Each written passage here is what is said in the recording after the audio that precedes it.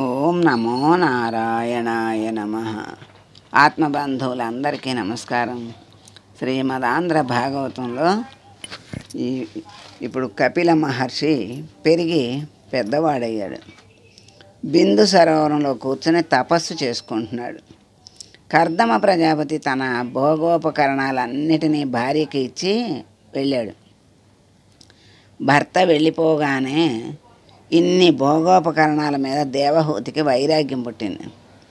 నా భర్త అంతటి స్థితిని పొందాడు, నేను ఇంకా ఈ సంసార లంపటంలో ఉండిపోయాను, నేను ఉద్ధరింపబడాలి అని అనుకుంది. దేవహూతి తన కొడుకైన కపిల మహర్షి దగ్గరకు వెళ్ళి, నేను ఎంతకాలం మోహాంధకారంలో పడిపోయాను, ఇంద్రియాల సుఖాలే సుఖాలు అనుకుని ఈ సంసారంలో ఉండిపోయాను. నీ తండ్రి సంసార సుఖాలని అనుభవిస్తూ వైరాగ్య సంపత్తిని పొందారు, సన్యసించి వెళ్ళిపోయారు. కాలంలో నాకు కూడా సమయం అయిపోతోంది. నేను ఏది తెలుసుకుని మోక్షాన్ని పొందాలో అటువంటి తత్వాన్ని నాకు బోధ చెయ్యి అని అడిగింది తల్లి కొడుకైన కపిలుణ్ణి. కపిలుడు చెప్పటం మొదలెట్టాడు. దీన్నే కపిల గీత అంటారు. కపిల గీత విన్న వాళ్ళకి ఇంతకాలం ఏది చూసి సత్యమని భ్రమించారో ఆ సత్యం కాదన్న వైరాగ్య భావన ఏర్పడటానికి కావలసిన ప్రాతిపదిక దొరుకుతుంది. అమ్మా, ప్రపంచంలో అనేకమైన జీవరాశులు ఉన్నాయి. అందులో ప్రధానంగా మనుష్య జన్మ చాలా ఉత్కృష్టమైంది. ఈ దేహాలు పొందిన వాటిలో ప్రాణాలు కలిగినవి మొదట శ్రేష్టములు.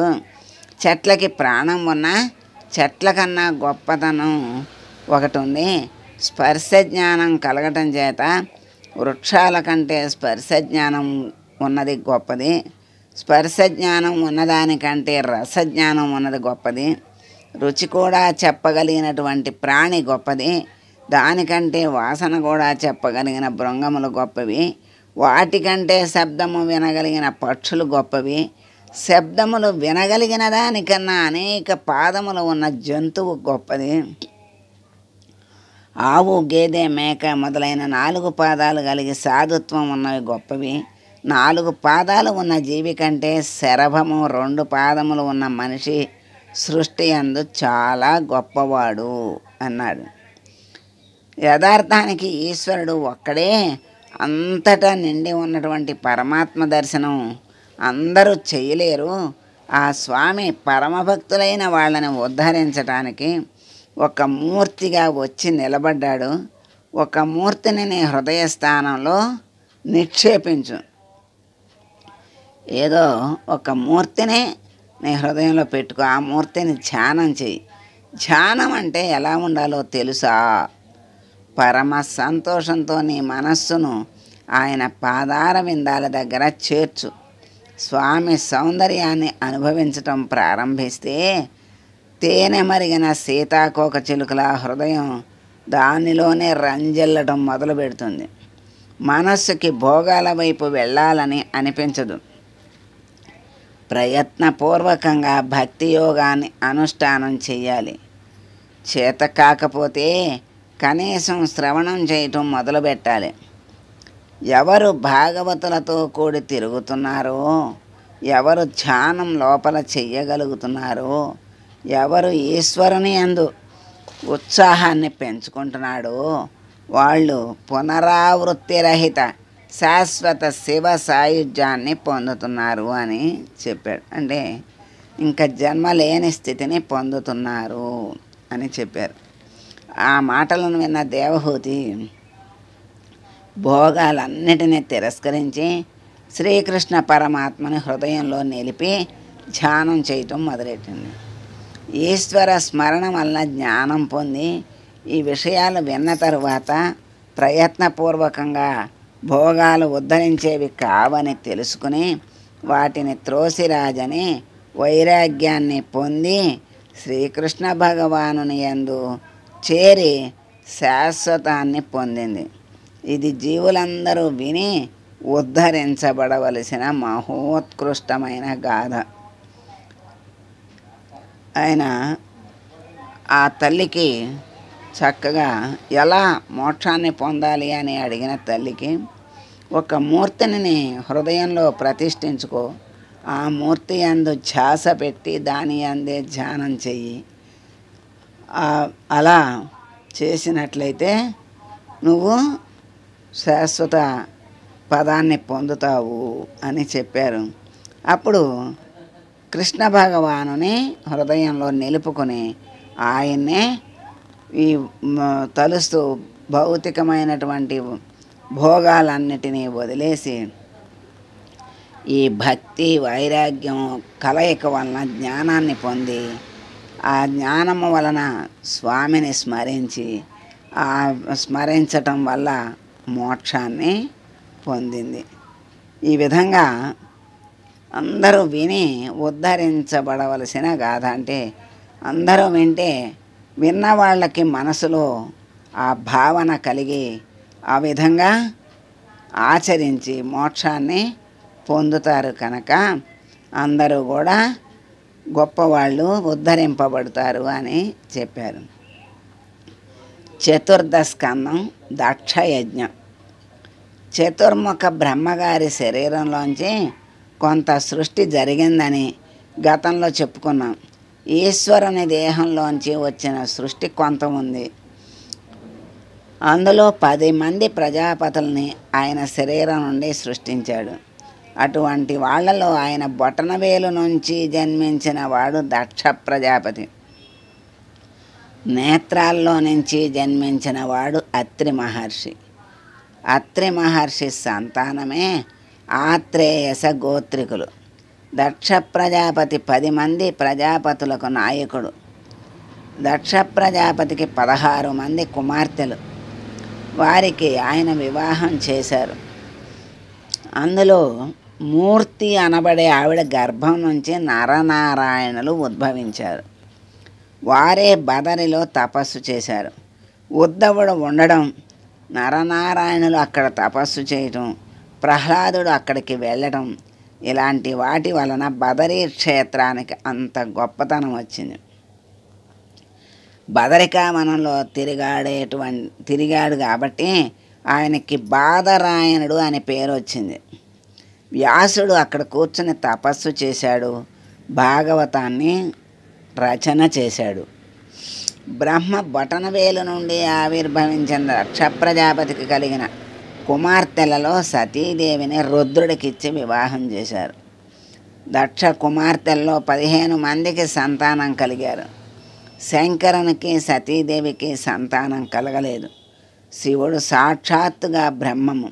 అటువంటి బ్రహ్మమైన వాడికి మరల పిల్లలు హడావుడి ఎక్కడ ఉంటుంది? అటువంటి తత్వం కలిగిన వాడు శంకరుడు. దక్ష ప్రజాపతి చాలా అనుకూలంగా, చాలా సంతోషంగా ఉండేవారు. ఒకానొకప్పుడు ప్రజాపతులు అందరూ కలిసి దీర్ఘసత్రయాగం చేశారు. ఎవరైతే ఋత్విక్కులుగా ఉంటారో వారే యజమానులుగా కూడా ఉండేటటువంటి యాగానికి సత్రయాగం అని పేరు. అక్కడికి బ్రహ్మగారు కూడా వెళ్ళారు. అక్కడ పరమశివుడు కూడా ఉన్నాడు. ఆ సభలోకి దక్ష ప్రజాపతి ఆలస్యంగా వచ్చాడు. ఆయన కత్తి చేత కూడా నరకబడడు. ఆయన శరీరం అంత మంత్రభూయిష్టం. ఆయనను చూడటంతోనే అందరూ లేచి నిలబడ్డారు.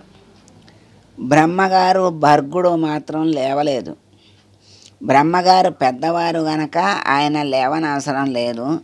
శివుడు బాహ్యమునందు దక్ష ప్రజాపతికి అల్లుడు. మామగారు పితృపంచకంలో ఒకడు. దక్షుడు లోపలికి వచ్చి సభలో లేవని వాళ్ళు ఎవరా అని చూశాడు. అల్లుడు లేవకపోవటంతో కోపం వచ్చేసింది. క్రోధంతో సభలో ఉన్న వాళ్ళందరినీ చూసి శంకరుని చూపిస్తూ వీడు ఎవడు అన్నాడు. అంటే కోపంతో. అల్లుడు కదా ఎవడు అంటాడేమిటని అందరూ ఆశ్చర్యపోయారు. శివుడు నవ్వుతూ కూర్చున్నాడు. అక్కడ ఉన్నవాళ్ళు లేచి ఈయన శివుడు అని జవాబిచ్చారు. వీనికి శివుడని ఎవరు పేరు పెట్టారు? వీనిని పట్టుకుని శివుడని పిలిస్తే నాకు యజ్ఞోపవీతం లేని వాడికి ఉపనయన సంస్కారం జరగని వాడికి, స్వరం తెలియని వాడికి వేదము పట్టుకెళ్ళి ఇచ్చినట్టు ఉన్నదని అనిపిస్తుంది అన్నాడు. భయంకరమైన శివనింద చేశాడు. ఈ విధంగా దక్షుడు ఇన్ని మాటలంటే మంగళం చేసేవాడు కాబట్టి ఆయన ఏమీ అనలేదు. ఆయనకు దూషణ భూషణ రెండూ ఒక్కలాగే ఉంటాయి. అలా ఉండగలగడం చాలా గొప్ప విషయం. దక్షుడికి ఇంకా కోపం వచ్చేసింది. ఆయన మాట్లాడకపోతే సమంగా ఊరుకుంటే ఇంకా కోపం వచ్చింది. దక్షుడు తన పరిధిని దాటిపోయాడు. ఇంకా ఎన్ని మాటలన్నా నీవు పలకలేదు, లేవలేదు, నమస్కరించలేదు. ఇక నుంచి జరిగేటటువంటి యజ్ఞయాగాది క్రతువుల యందు నీకు హవిర్భాగము లేకుండుగాక అని శపించాడు. ఎప్పుడైనా అర్హత అనేది ఎదటి వాళ్ళు ఇస్తే అది బాగుంటుంది, ఎక్కువ అవుతుంది. వాళ్ళకి వాళ్ళు గొప్పగా చెప్పుకుంటే ఇలాగే కిందకి వెళ్ళిపోతారు. ఎప్పుడైనా మరి తన ఆత్మస్తుతి పరనింద రెండు కూడా చాలా దోషభూయిష్టమైనవి. మనకి రెండు కూడా అవి కిందకి లాగేవి, పైకి తీసుకురావు. ఇప్పుడు ఇక్కడ దక్షుడు ఏం చేశాడు? తన అహంకారాన్ని, తన గొప్పతనాన్ని చెప్పుకున్నాడు. అసలు లెక్క అయితే అల్లుడిని గౌరవించాలి కదా. మరి అల్లుడు నేను మామగారిని లెగవాలని ఆయన అంటున్నాడు. అల్లుడికి కూడా మరి మామగారు అల్లుడు వచ్చినా లేవాలి, ఆయనకి ఉపచారాలు చేయాలి. నారాయణ స్వరూపంగా కాళ్ళు గడిగి కన్యాదానం చేశాడు మామగారు. అట్లాంటప్పుడు అల్లుడిని భగవత్ స్వరూపంగా భావించి, గొప్పగానే భావించి అల్లుడికి చెయ్యవలసిన మర్యాదలన్నీ కూడా చెయ్యాలి. మరి అటువంటప్పుడు అల్లుడు గారు లేవలేదంటే ఆయన్ని మనం గౌరవించాలి అనే ఉద్దేశం ఉండాలి. కానీ మరి ఈ హవిస్సులన్నీ అందుకోవడానికి ఆయన అధిపతి అనేటువంటి జ్ఞానం ఉండాలి. ఏ జ్ఞానము లేక నింద వేశాడు. మరి ఊరుకొని నవ్వుకుంటూ ఉంటే, అంటే ఆయన శాంతమూర్తి గనక అన్నీ అన్న నవ్వుకున్నాడు. నవ్వుకుంటే ఇంకా కోపంతో ఇంకా ఆయన్ని నిందించాడు. అది పరిధిని దాటిపోయాడు. ఇంకా లేవలేదు, నమస్కరించలేదు అని ఈ క్రతువుల్లో నీకు హవిర్భాగమే లేకుండా ఉండాలని శపించాడు. శివుణ్ణి దక్షుడు తిడుతుంటే భృగువుకి సంతోషం కలిగిందట. ఇవన్నీ చూసిన నందీశ్వరుడికి ఎక్కడలేని కోపం వచ్చింది. శంకరుని పట్టుకుని ఎంతంత మాటలు అంటాడా, నేను శపిస్తున్నాను దక్షుడిని, దక్షుడు ఇక నుండి సంసారమునందు పడిపోవుగాక, కామమునకు వసుడగుగాక అని శాపం ఇచ్చాడు. నందీశ్వరుడు శాపం ఇచ్చేసరికి భృగువుకి కోపం వచ్చింది. ఆయన లేచి, ఎవరైతే ఈ భూమండలం మీద శంకరుని వ్రతాన్ని అవలంబిస్తారో, అటువంటి వారిని అనుసరించి ఎవరు వెళతారో వారు వేదమునందు విరక్తి కలిగి వేదాన్ని దూషించి కర్మకాండను నిరసించి వారందరూ కూడా జడులై విభూతి పెట్టుకుని జటలు వేసుకుని ఉన్మత్తులాగా భూమి మీద తిరిగెదరుగాక అని వేద విరుద్ధమైన స్థితిని వారు పొందుతారని శాపం ఇచ్చేశాడు. ఇక్కడ కోపము అహంకారము ఒకరినొకరికి శాపాలకు గురి చేసింది. అలా ఒకరినొకరు శాపాలు ఇచ్చుకున్నారు. సభలో ఏముంది, పెద్ద కోలాహలం జరిగిపోయింది. ఆ రేగిపోయినప్పుడు నవ్వుతూ లేచి శివుడు ఇంటికి వెళ్ళిపోయాడు. ఇప్పటికి కూడా ఏమనలేదు మహానుభావుడు. సతీదేవి ఎదురొచ్చింది. శంకరుడు సభలో జరిగిన సంగతి ఏమీ ఆమెకి చెప్పలేదు. కొన్నాళ్ళు అయిపోయింది. ఇప్పుడు నిరీశ్వర యాగం అనే కొత్త వ్రతం మొదలెట్టాడు. ఎందుకంటే ఈశ్వరును లేని యాగం అని దాని అర్థం నిరీశ్వర యాగం అంటే. ఇప్పుడు శివుణ్ణి పిలవదలుచుకోలేదు కదా, అందుకని నిరీశ్వర యాగం అని మొదలెట్టాడు. దానికి బృహస్పతి సవనం అని పేరు పెట్టాడు. దానికి ముందుగా వాజపేయం చేశాడు. వెళ్ళకపోతే ఏమి శపిస్తాడు అనే యాగానికి అందరూ వెళ్తున్నారు. అతడు చేస్తున్న యాగం మామూలుగా చేయటం లేదు, శంకరుడి మీద కక్షతో చేస్తున్నాడు. శ్రీ మహావిష్ణువు బ్రహ్మగారు రాలేదు. ఇది ఈ భాగంలో ఉన్నటువంటి అర్థం. కపిలుడు తల్లికి చెప్పిన బోధ ఆమె ఆచరించి మోక్షాన్ని పొందిన విషయం. తర్వాత దక్షుడి యొక్క మరి సంతానాన్ని వివాహం చేయటం, తర్వాత అల్లుడైన శివుణ్ణి అవమానించటం, అహంకారంతో కోపంతో ఒకరిని ఒకరు శపించుకోవటం, ఆ తర్వాత శివుడు లేని యాగం చేస్తానని మొదలెట్టడం. ఇప్పుడు ఆయన ఏమి శపిస్తాడోనని అందరూ వెళ్ళారు. బ్రహ్మ విష్ణువు మాత్రం ఆ యాగానికి రాలేదు అని మనం తెలుసుకున్నాం. సర్వే జనా సుఖినో భవంతు, సమస్త సన్మంగళాని భవంతు.